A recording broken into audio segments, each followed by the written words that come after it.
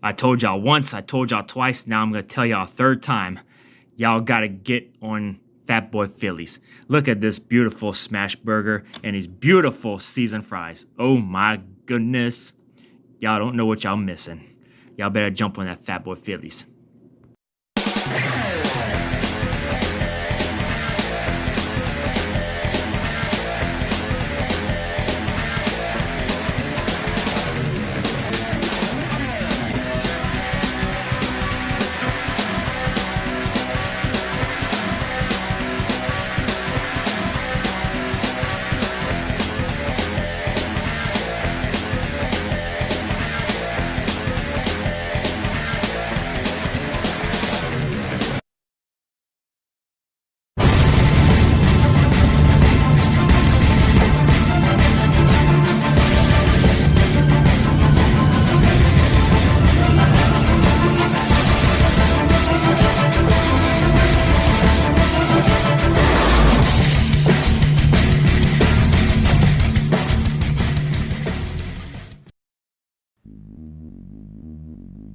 Welcome back to DwreckTV.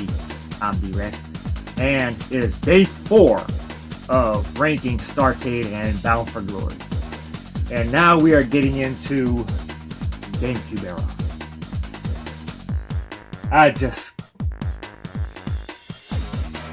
can't get away from this thing. But anyway, as we already been through all the Starrcades, and it was around this time, around 2001, that the WWF have bought out WCW. And I've already went through an entire video of explaining of how TNA has become the new WCW. So if you want to see that whole explanation, it's all explained down in the video below. If y'all want to take a gander at that, y'all can do that right here, right now. And y'all can just get back to me in a little bit.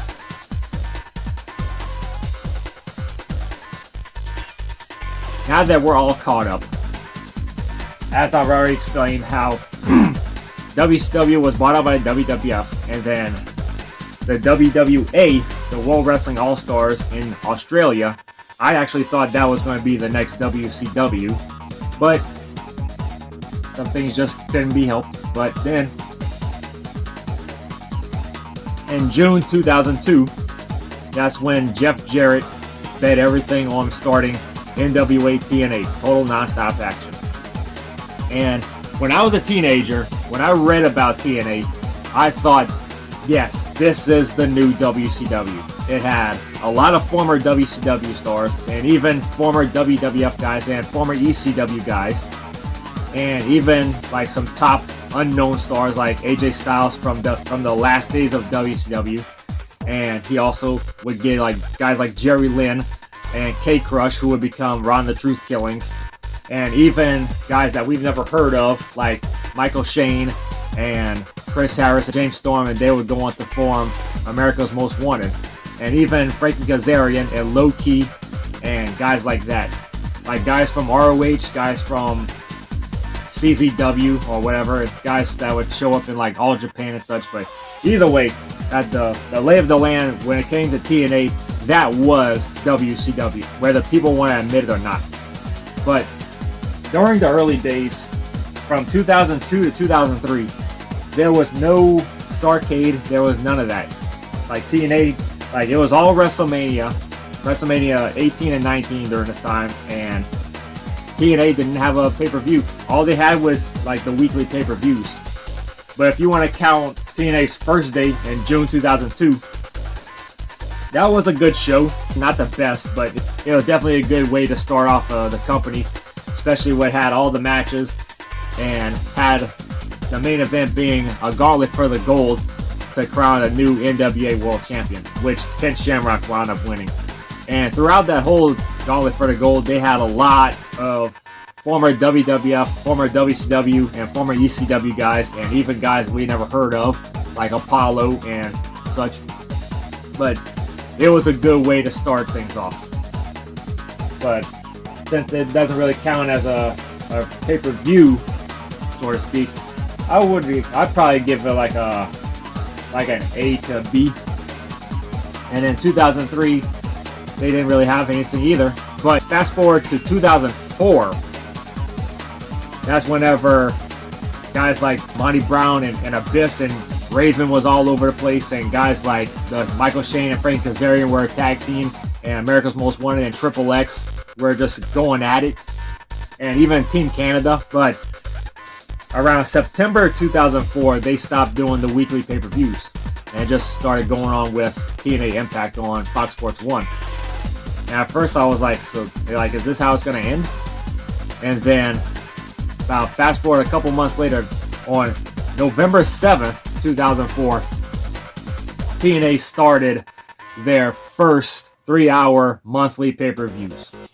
And the first one to start off with was Victory Road 2004. This pay-per-view, I do remember watching it. I did order it, and I had a lot of people, like my family and friends, come over and watch it. And this felt like a big deal. And this was also during a time when my cousin Max was ordering the UFC pay-per-views, so those were always a big deal. But whenever TNA started with Victory Road, I still have the videotape on in my closet to this day. I still have it.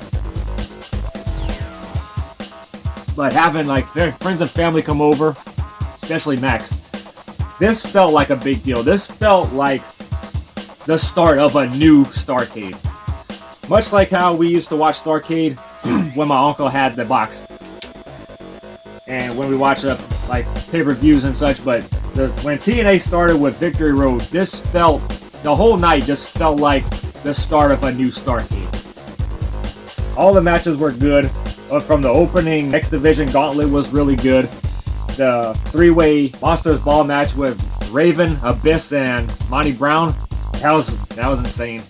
And even AJ Styles versus Petey Williams, everybody liked AJ Styles. He was phenomenal. And to see him, from when I first seen him at the final days of WCW in the Cruiserweight Tag Team and such with Air Paris, he's come a long way. If WCW was still around, he would have definitely been the face of the Cruiserweight division, then moving up to like the US Championship. Absolutely. And then capping it all off with the ladder match between Jeff Jarrett defending against Jeff Hardy in a ladder match for the NWA World Title with Kevin Nash and Scott Hall on the outside. That match was good. Kind of sucked the way it ended, but that's the thing with a lot of pay-per-views. Like, they always end on a sour note. And it's like, why can't we just have a good feel-good moment on a pay-per-view? But I guess they do that because they want you to buy the next pay-per-view. Like, what's going to happen? Like, come on, just give us a good feel-good moment. But all in all, Victory Road was great. It felt like the start of a new Starrcade. So where would I rank Victory Road 2004? To me, it's sentimental because I ordered it on pay-per-view and I had friends and family come over and everybody was having a great time. Just like how we was doing with UFC pay-per-views at Max's house, they was coming over to watch Victory Road. So I would really put, it's not an S by any stretch of the imagination, but it's definitely not one of the worst things I've ever seen either. It was really enjoyable, very sentimental to me. I would put it at an A. I'll put a solid A show. It was really good. I enjoyed it. And everybody wants to say, this show was freaking terrible, man. It was sucked all the way. Shut up. This was a really good show. I recommend it. And then, going into 2005, oh my goodness. 2005 was just on fire when it came to TNA and the UFC. Not so much with WWE, but we thought that Victory Road was going to be in 2005, but no, they switched things up to what would become Bound for Glory. Bound for Glory became the new Starrcade. This show felt special, much like how Victory Road the previous year had felt special and everything. But with Bound for Glory, it was really good. I really enjoyed it. Even though it was supposed to be Jeff Jarrett fighting Kevin Nash for the title, but Nash backed out because this is Kevin Nash. He's always backing out of things.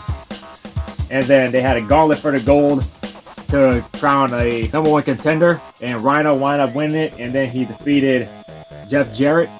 And it was a good show. They had Liger in it. And Christopher Daniels fighting AJ Styles. That feud the whole year was really good. And Raven on it, and even Jeff Hardy, the Monsters Ball was crazy. And even Samoa Joe. This was a good show. Where would I rank the first Bound for Glory? I put at an 8.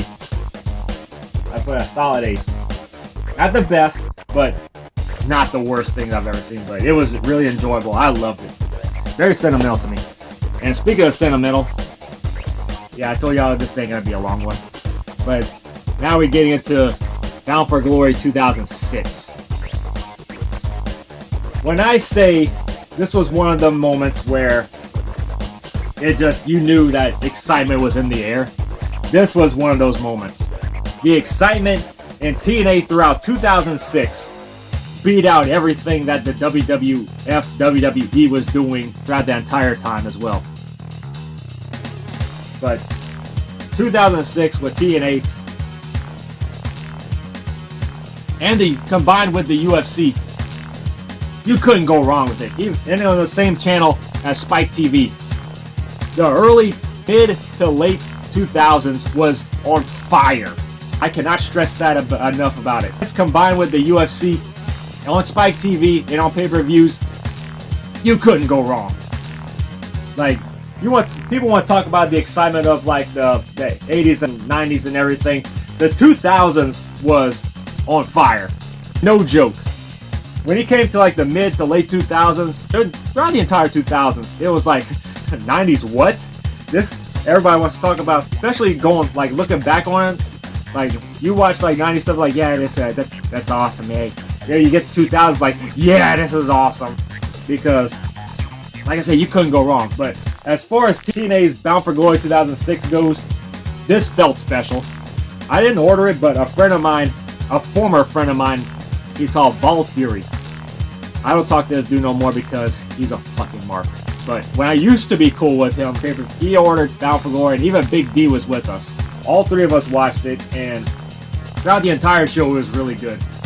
Everything from the opening Battle Royal to the Monsters Ball was freaking nuts. And everything with the X Division with Loki and Chris Sabin, and the tag titles being 6 Sides of Steel with LAX fighting Christopher Daniels and AJ Styles. We was witnessing a murder. And then Sting coming back all brand new and everything. He looked awesome. And even having Kurt Angle on the show, that was a big deal, having Kurt Angle in TNA. Jeff Jarrett fighting Sting in the world title match, that was really cool. And finally we get a feel-good moment. Probably the best feel-good moment in a pay-per-view since Starrcade 97. Where would I rank Bound for Glory 06? I put this at a solid S rank. Really good stuff. Really good show from top to bottom. All the matches were really good. Some matches were alright, but for the most part, it was great. It was a great time. TNA 2006, this was like one of the best shows, one of the best times of TNA, and even the UFC. It was a great time. Really good. Alright, that's all I got for today. Stay tuned tomorrow as we go into the Wii era of Bound for Glory. Even though WCW was gone, TNA, without question, picked up the pieces and just ran with it. And everybody wants to say, like, TNA is no competition, man. They're not WCW. They don't got this. Shut up. Even though they didn't have the budget like WCW had, what they had was the excitement. When you was watching a TNA show, they had the excitement. And the WWE, at this time, by 2006, WWE was just nosedive. So, that's all I got for today. See y'all tomorrow, same time, same channel. And we're going to get into the rest of Bound for Glories and the Wii era. So, stick around for that. This is DwreckTV signing out, and see you on the flip side.